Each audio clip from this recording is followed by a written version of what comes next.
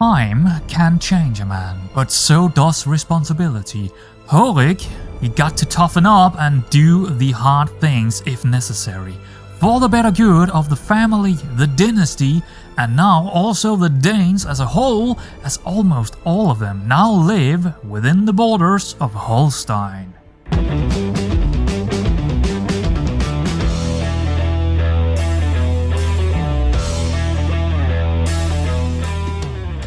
Horik has had enough with wars that he do not belong in. 14 years of war between Norway and Sweden. It's madness in his mind, and not since his father, Fröger, died have there been any sort of relations between the two realms that he is supposed to defend. No longer will he take part in this. Yes, I have installed a mod, finally, that can actually make us leave wars. To be clear, I don't really want to leave a war if the war is kind of relevant, right? But this one is not relevant to us in any sort of way. This Norwegian and Swedish war, we are not allied to any of them. Not Norway and not Sweden for any sake of it. They are not our liege, right? They are not the Holy Roman Empire. If it was our liege, I would stay in it because then it was relevant. We don't have any dynasty or family members or anything like that in either Norway or Sweden for that matter. It makes no sense in terms of role-playing or for the sake of actually the game itself to actually be in this war. So yes, we are going to the Norwegian king and we would like to discuss with him about leaving the war. Now, I actually didn't see this before, but we are actually his brother-in-law, but that is our sister, who is a countess herself now. Gry is actually married to the King of Norway, but that got nothing to do with us. That was our father's deal. And again, I like to point this out. We do not personally have anything to do with the King of Norway or the Norwegians as a whole. That is why I've decided that we can just leave this war without many penalties. Because normally in this mod there are penalties like fame and prestige and piety even and stuff like that. And again, it doesn't make any sense to me why we would lose anything when we shouldn't be in this war to begin with, right? We've been in this war for 10 years without any reasons, basically. We are not our father. We shouldn't inherit wars just because our father had it. Right? We shouldn't. It makes no sense to me in any logical sense that that's a thing in the game. But it is. But this is actually allowing us to not partake in that kind of nonsense. So what it will do here is that we will leave the war and we will lose a lot of opinion. Because yes, I thought there should be some kind of penalty, and the penalty is that anyone that is allied to him inside the war here, or we are allied to in the war, is gonna, have an opinion of us going negatively, right? We are not doing anything nice here, that's for sure. Also, the king is losing a opinion of us. That makes sense to me. But in terms, and I would only use this mod if I don't feel like the war is making any sense for us to be in, which this is. So, we will leave the war, and Countess Gry will also hate us for it, but yeah, I think we can live with that. Our liege is calling us to a holy war. Oh boy. Well, who is it against? Al-Abbas of Bayar. I do believe that might be in Spain, or Portugal, or Iberia at least. Do we want to partake in that? No, I think here's the thing, right? If it's close to us, I will declare for our liege. If not, I'll probably just remain neutral, because it doesn't make a lot of sense actually gathering the army and trying to get... We won't even get down there before it's probably over. It doesn't make a lot of sense raising the armies for all of these wars that he's partaking in. So we will just remain neutral, and it should not really do anything. While we are no longer in a war, we can finally train a horse. Yes, I tried a couple of episodes ago and it didn't manage because we were in a war, which makes no sense. Why can't we train horses when we are in a war? I do not know. But we can do it now. I don't remember which one we went for the last time, but I think Horik is gonna decide on I can't pronounce these names correctly. I don't know anything about horses. Destrier. I'm gonna go with that one. Why not? Oh, what? Oh, it's actually a large charger will be trained and with a bit of luck become part of your inventory. Okay, well, is it saying something? Yeah, okay. A gated horse, I have no idea what gated means, will be trained with a bit of luck. Okay, so I don't know, but I like the image of this one, so I'm gonna go with that one. Let's train the horse. It's gonna cost 25, or actually it's saying 50 here, so I think it will be 50. And here we go. We are getting into training a war horse. The first meeting is important to earn its trust and respect, and I need to decide how to go about it. I think we want a really good horse. We do have the gold available, so yes, we want the best trainer. Gold can pay. It is a mighty feeling, the powerful horse who follows my every whim. Now that I have earned its trust, he seems almost fond of me. The stable master had been investing for months in a great equipment to prepare his best horse. A strong, shiny armor and a comfortable leather saddle that fits the horse perfectly. But he deemed a huge price for it. For all of it. Yeah. 50 gold. Oh boy, well, we already lost it, so it is what it is. After adjusting the armor and saddle to my needs, I am finally satisfied with the result. My new steed, Fenrir, is ready to be part of my retinue. Okay, so how good is it? It is... yeah. Well, yeah, it's fairly good. I just saw those -5 to intrigue, and I was like, we don't really want to equip it then. But I don't know, it also gives us +8 in prowess and night effectiveness. Advantage in farmland +2. I don't know about those -5 to intrigue. It's now when we are a spy master for our liege, it makes not a whole lot of sense actually putting it in. Well, fame awaits him. Yeah, I don't know about it. Should we put it in? I think we will. How much is that actually leaving us in terms of intrigue? Only 8. It's not a great one, but at least it's giving us a lot of prowess, which we didn't have before. So we do actually have 12 in prowess now. Yeah, sure, why not? I mean, now when we have trained the horse, we might as well use it. Commoners living in Lübeck stumbled on something strange not too long ago, an entire trading caravan. That is, the caravan itself was fine, the pack animals, trade goods, foods and supplies, and so on, they were there, but the people of the caravan were not. The caravan members, merchants, porters, mercenaries, escorts, camp followers, and so on, were last seen leaving one of the nearby villages several weeks beforehand, so they couldn't have traveled far. Yeah, that does sound very, very odd to me. When several of my guards and official living searched for the missing persons, no other traces of them could be found.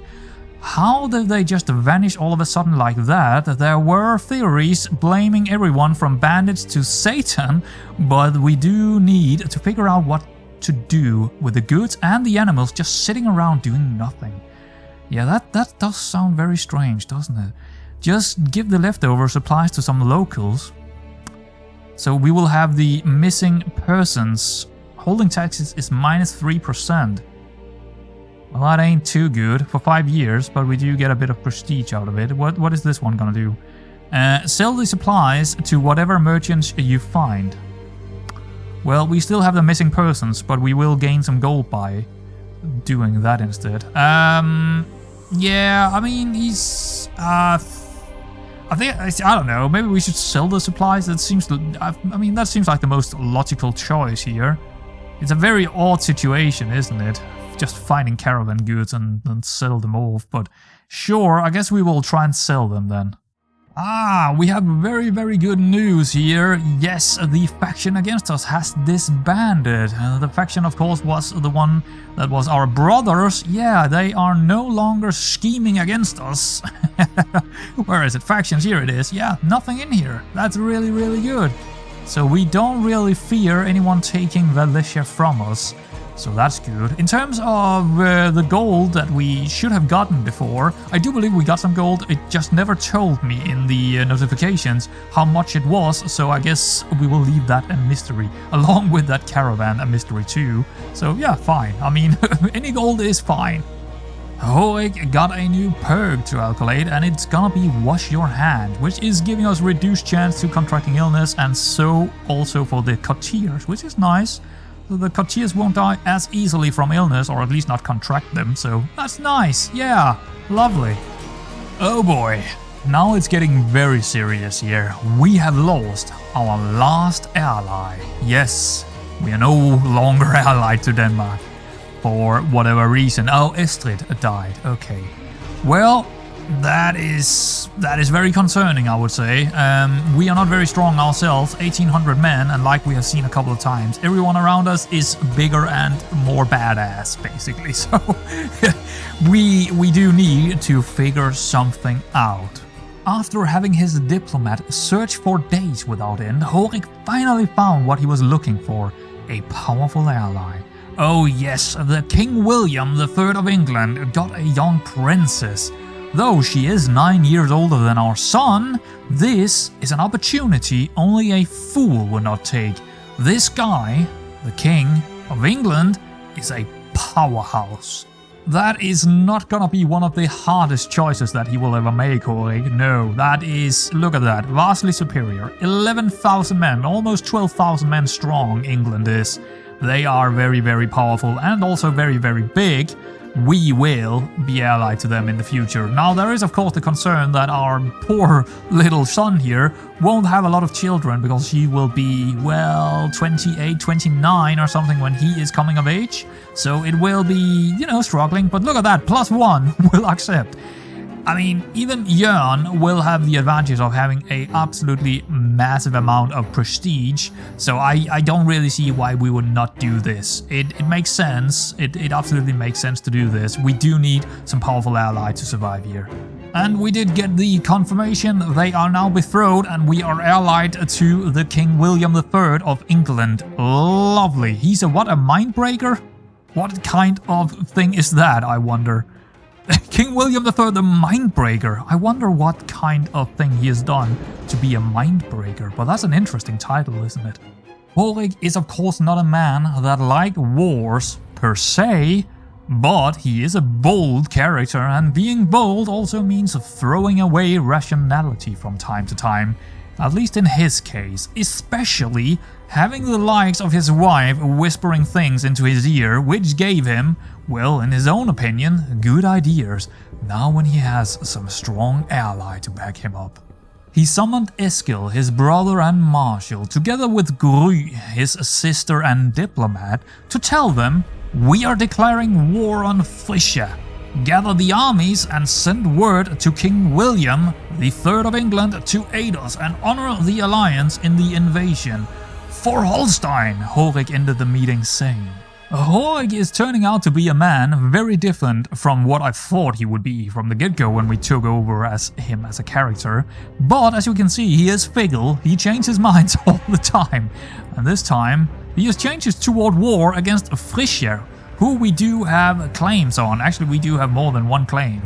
Well, actually, we have one claim, and that is the entire Frisia. Yes, we have a claim on them. They are not very powerful right now. We have a lot of money. We have the new allied Kingdom of England to deal with as well.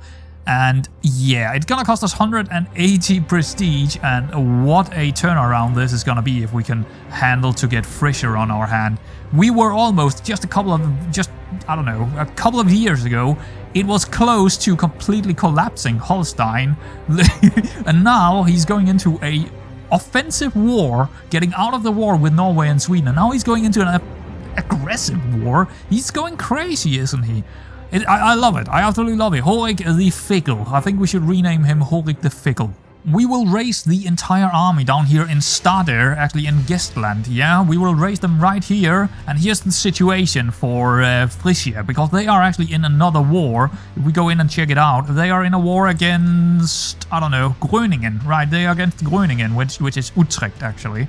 And it seems like they might be winning it so far. But as we can see here, they do have 7,000 men on their side, but that is Lombardy mostly, because Frisia themselves actually don't really have a lot of men. They have 1,500 or thereabout, which is vastly inferior compared to us, especially when we do get the Kingdom of England on our side, which we will go in and actually make sure that we are, at least I have it. Oh, she's actually allied to us. Okay, that's interesting. I didn't know that. But yeah, we will call in Denmark with 350 prestige, which is quite a lot. But that's also basically guaranteeing us to win the war. But we will call them in, and then we will move our armies toward the war goals. I'm not sure if we're gonna split them up just yet. I think we'll just try and take, until England is gonna come in here, we'll just try and take, you know, the counties one by one, and then see what he is gonna do down here, because he could actually end this war fairly soon. If he's winning that kind of siege, he might actually win the battle or that war, and that means he only has us to deal with after that, but we'll see how that goes. So here is the situation. Frisia did actually get out of their war, or at least they did get out of their war and got Groningen here. And now they are moving up towards us. We are currently sieging down, I don't know what name this is, Streifsland or something like that. And Denmark, well, they are coming to our aid with quite a bit of an army. And I don't see how Frisia is gonna win this one. They might get to kill a couple of our men, but then Denmark will embark or disembark and probably just, you know, completely kill them off the map here. So we'll see how it goes. Let's continue and see what they're gonna do. I think they will attack us, which I'm okay with, because we will have Denmark coming in soon enough. They will probably disembark soon enough to actually join in this battle.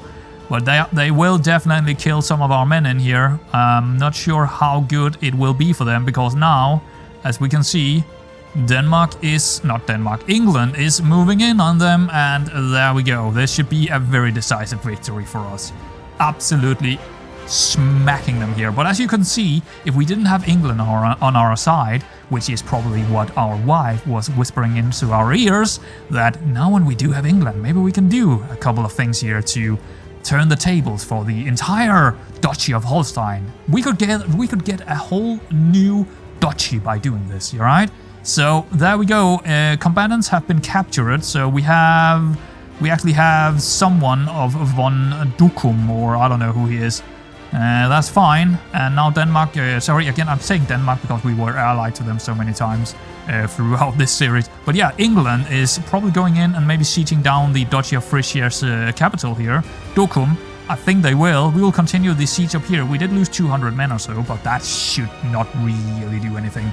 We stacked wiped the entirety of their armies, so it should be fine. I had no idea how fast this would go, but we have Ostfriesland up here completely under our control, and also down here in Groningen. Yes, England did get that one, and we are mere seconds away from getting 100% war score, because they are sieging down the capital as well, and when that happens, we should... Oh, they actually did raise their army again here, Frisia, but I don't think it's gonna matter at all. They will be... We are done. We are done. The war is over. We just need to click it. Now, here's the thing. Because they actually got Groningen while we were in the war, we will also gain that territory, which is really sweet.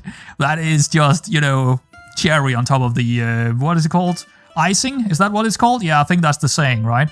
So what will happen here is that we will get the Duchy of Frisia, right? And with it, all its territories, which is 4.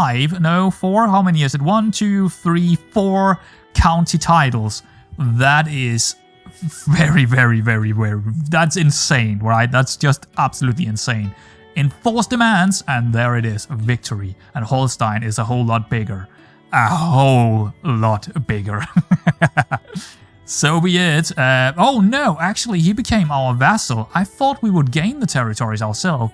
That is interesting. We have a very, very, very powerful vassal now on our hand. 1,400 men. That is not what I thought would happen, but that is what happens when you have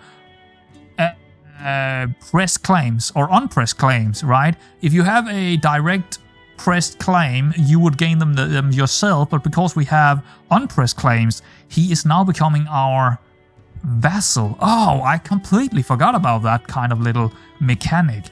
Well, that is interesting, but we can disband our armies, and then we should probably take a look at our new vassal here, because he doesn't like us. Should we revoke his title? I think we should. If we can, we should probably just revoke his title. We can't. We are having a truce with him. So how long is that gonna go? 5 years. Yeah, I think when those 5 years are up, we will try to revoke his title. That might be struggling with doing that. We could cheat and just do it anyway, but nah, since this is what or at least how it's supposed to be played out, this was impressed claims, I think we will try to do it the hard way and take them from him. And it's probably going to be an act of tyranny, but I think we might, or Hoek might do that in the future, in 5 years' time. I don't think he likes him all that much. Actually, our opinion of him is actually quite good, but His opinion of us is of course not good. You know what? I think we'll try and sway him. We don't really have anyone we are swaying right now. 95% chance. That's pretty good.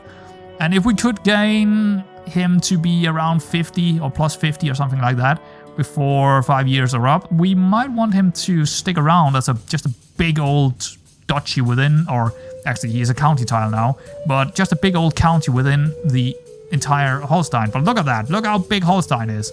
That is fantastic. We are massive. We gained a lot. I don't know how many we actually gained in terms of... What is the contract? I do wonder.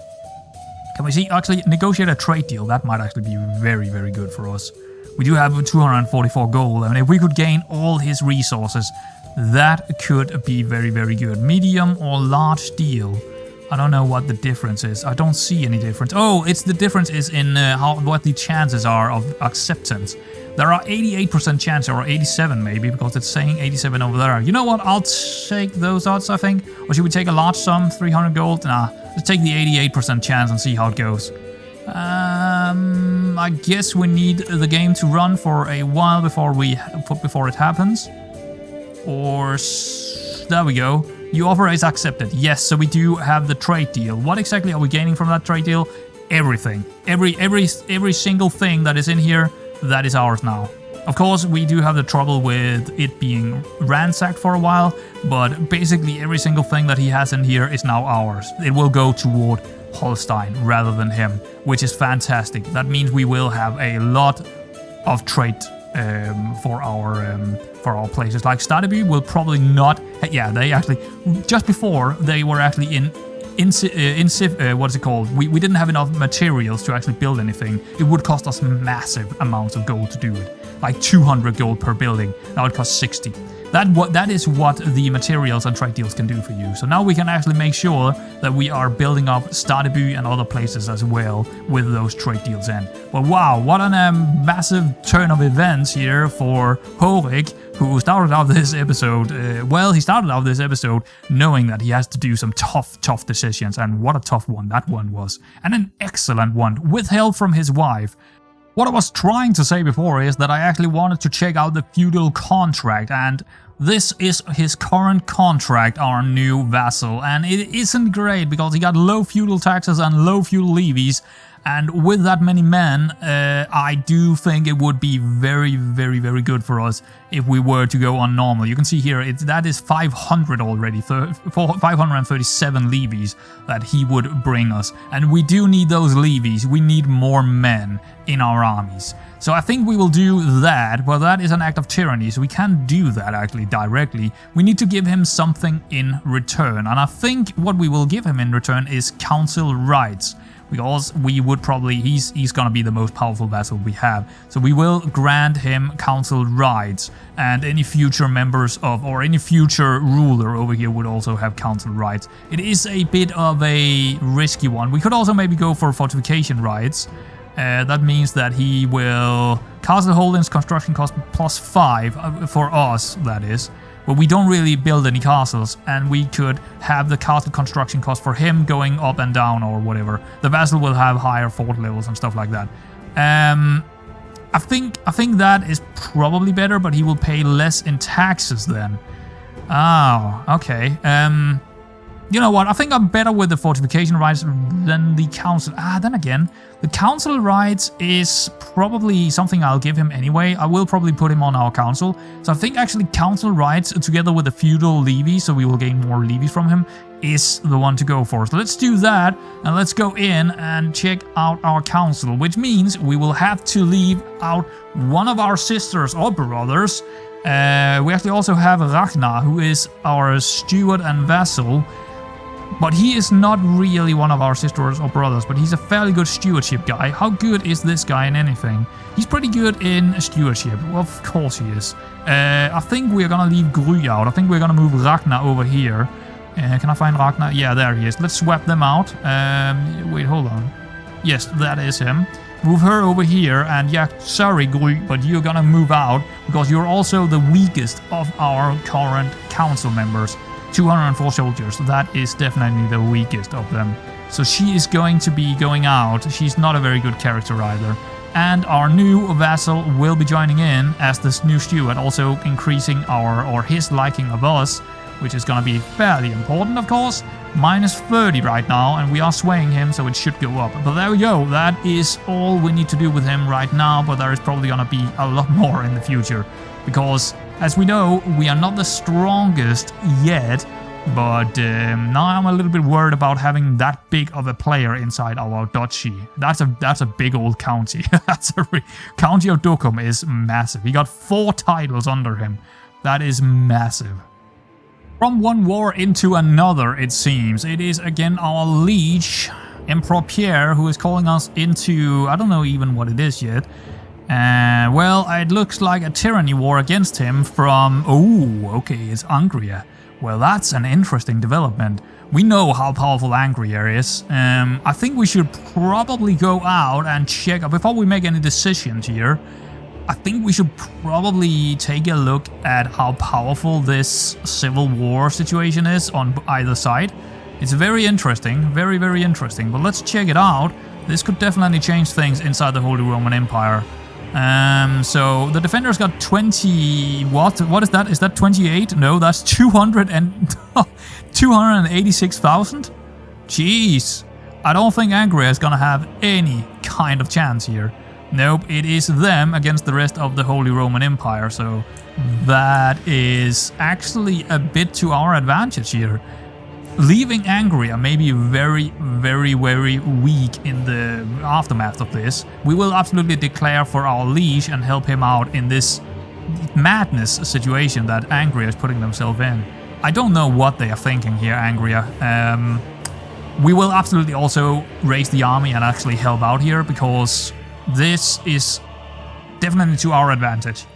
We do have our first fight on our hand here with the war for the liege, and it is against Vulpi, and we're gonna go in and help out Ostfalen to destroy them. They were actually going for our territories. They were trying to siege down Stadeby, and all of a sudden Ostfalen came to our rescue, and now we're going in with them to try and crush them. I do believe there will be more coming in. Yes, there will be more allies coming in, and it will probably be rather decisive. But thankfully, no one were gaining anything in our territory, so there we go. And we can siege the capital of Bremen down. That's probably a good idea, isn't it? While the war continues, we do have a perk. It's gonna be the Iron Constitution. Yes, it's gonna give us a lot of fertility and also a massive boost to our health. Yeah, we love to see that. And when it comes to the war, we didn't actually manage to siege down Bremen because it's chaotic, right? As you can see, it's very chaotic. But it does look like that this battle down here was fairly decisive. Wow. Yeah, it is a decisive victory, actually. So that's going to be interesting, but I don't really see Angria winning this one at all. They're already in minus 56 against our liege. So I don't see it happening, but we haven't really been into a lot of action since the last time. But hopefully these guys were actually trying to siege one of our Ostfriesland up here. They were actually trying to siege one of our places. What is this? Blustering hatred. Ah, the false buffoon Rosso make my blood boil. Okay, so I guess we have a vengeance against him. We have a new rival, Duke Rosso. Exactly who is he? Duchy of Baravia. Ah, Baravia. Oh, what is this? This is a very small. This is a very small window. Let's go by the default here. So Baravia. That is. Where is Baravia? It's like down here. Yeah, pretty far down, of course, down in near Austria. That's pretty far down in the Holy Roman Empire, so I'm not too worried about it, but that's interesting. Yeah, we will have, we are driven by, we are gaining vengeance, or what is it? Driven by vengeance. We got prowess and hostile scheme success chance by 5%. Sure, that's fine. But yeah, I think this war will be over soon enough. Actually, ooh, look at that. We did actually manage to catch them here. There we go. We stack wipe them, and it is actually 100% war score now for our Emperor. Nice! So we can probably also, our gold is diminishing really quickly, so we can probably disband here. I don't think we need to be in this war any further. So there we go. I think it is pretty much over. It's just about, you know, the Emperor in a couple of weeks or maybe months just declaring a victory. A feast with the Elvin dynasty, at least most of them, as they gather to celebrate recent years' successes for Horik. And Horik himself can also find peace in the fact that the faction against him is no more. So the dynasty is again united in what they do. Yes, it is a great time for the dynasty, and if everything is going according to Horik's somewhat drastic and bold plans, everyone will prosper. But we shall see what he is doing moving forward, but not in this episode as it comes to an end. I hope you enjoyed this one and leave a like if you did, so I can catch you in the next one.